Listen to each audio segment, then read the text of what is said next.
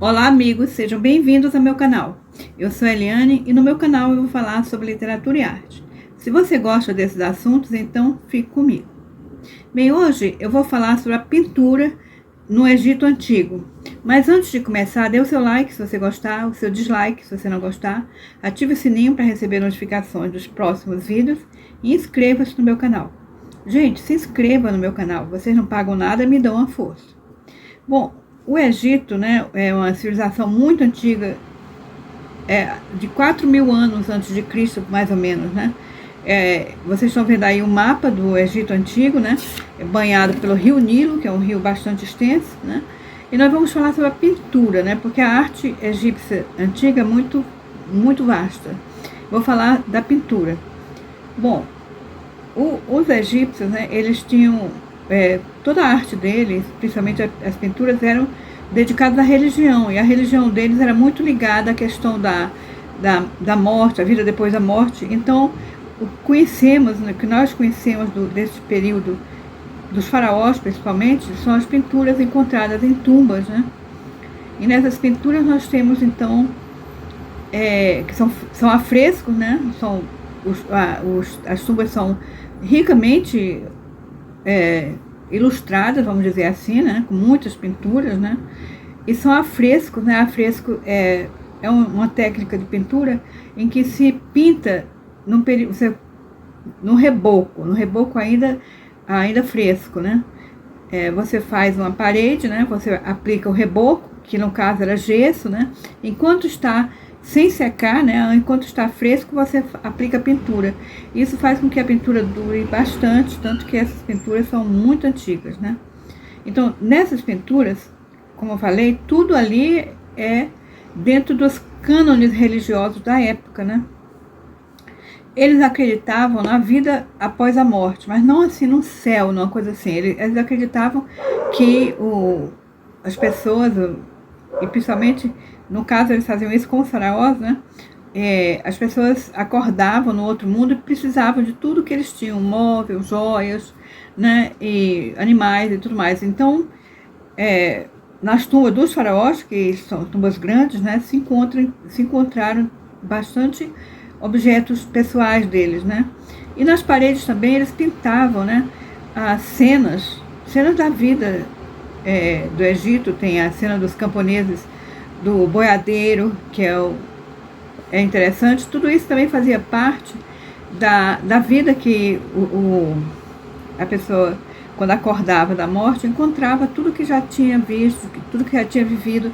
Então tem também a parte das festas, né, que aparecem festas, bailarinas, dançarinas, de todo tipo de coisas que eles vivenciaram e que eles acreditavam que na outra vida eles também vivenciariam esse tipo de vida. Por isso era tudo, inclusive as pinturas eram todas dentro dos cânones, né, das religiões, e não saía daquilo, né, os sacerdotes orientavam as pinturas, né. O que é interessante é que nós vemos que todas as pessoas estão de perfil, né. Mas isso chama também a lei da frontalidade, né? Porque é interessante saber que eles queriam, né?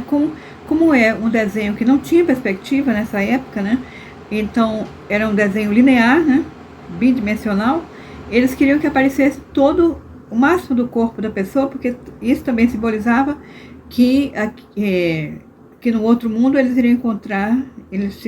iriam se encontrar, mas com o corpo todo, né? Tanto que eles mumificavam e tudo. Então, o que acontece? O perfil, né? Por que o perfil, por exemplo?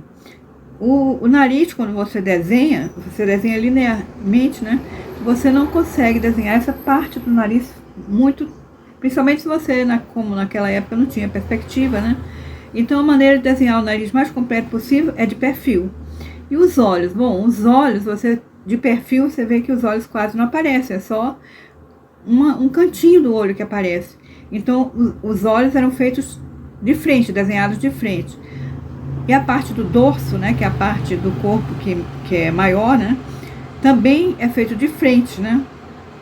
E já as pernas são de perfil, geralmente uma perna dando um passo, né, para poder aparecer as duas pernas, né, E os braços também aparecendo, os dois braços, né?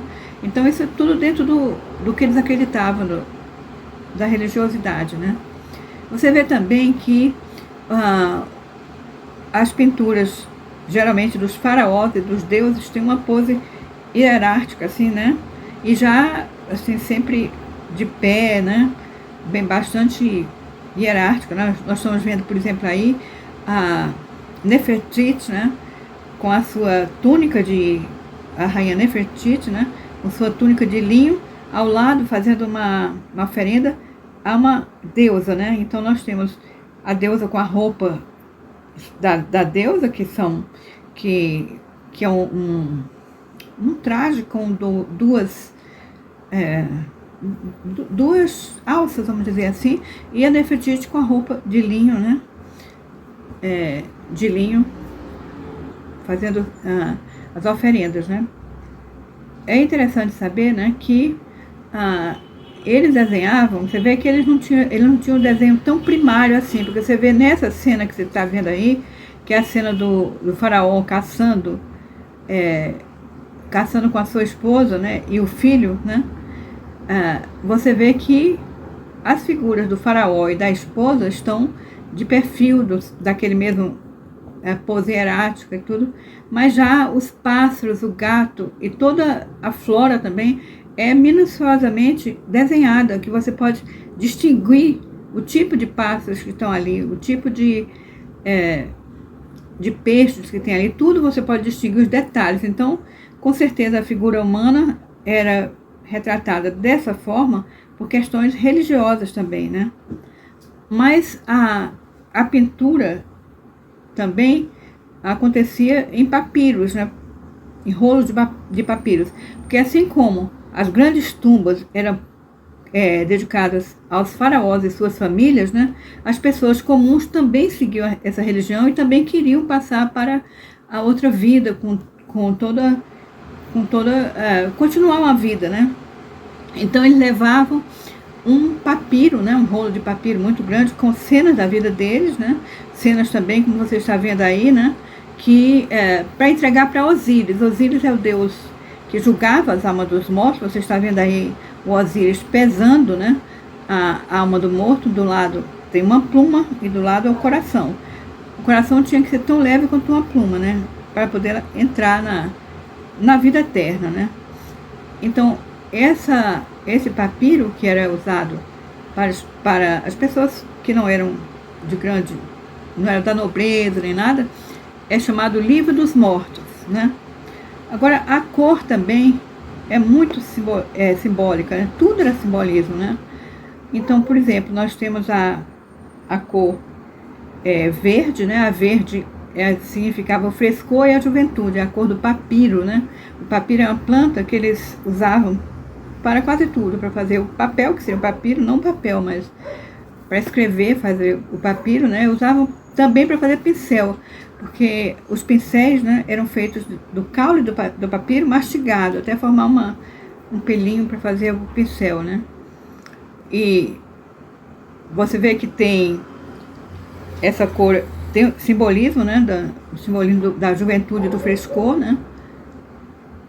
O negro simboliza a terra fértil, né, fertilizada pelo rio Nilo, né, que era negra, a terra fértil, né, que significava vida e renascimento. O ouro significava o corpo das divindades, que eram incorruptíveis e eternos, né. Já o amarelo vermelhado significava esterilidade, porque significava as areias do deserto, né, que eram estéreis, né. E o vermelho forte, né, significava o sangue, que é a vida, né. Agora tinha dois tipos de azul, né. É o azul do lápis lazuli, que é o azul escuro, intenso, que era a cor do cabelo dos deuses, né. E o azul turquesa, né, que mostrava muita alegria. Do turquesa simbolizava o dia nascendo, né, antes do romper da aurora, e significava o renascer. E o branco significava a aurora, né, que espantava todos os demônios da noite e tudo mais. tudo então era dentro de um simbolismo religioso, né? A arte egípcia é muito rica, né? E eu espero que vocês tenham gostado, né? Se vocês gostaram, então fique comigo no próximo vídeo e muito obrigado por sua atenção.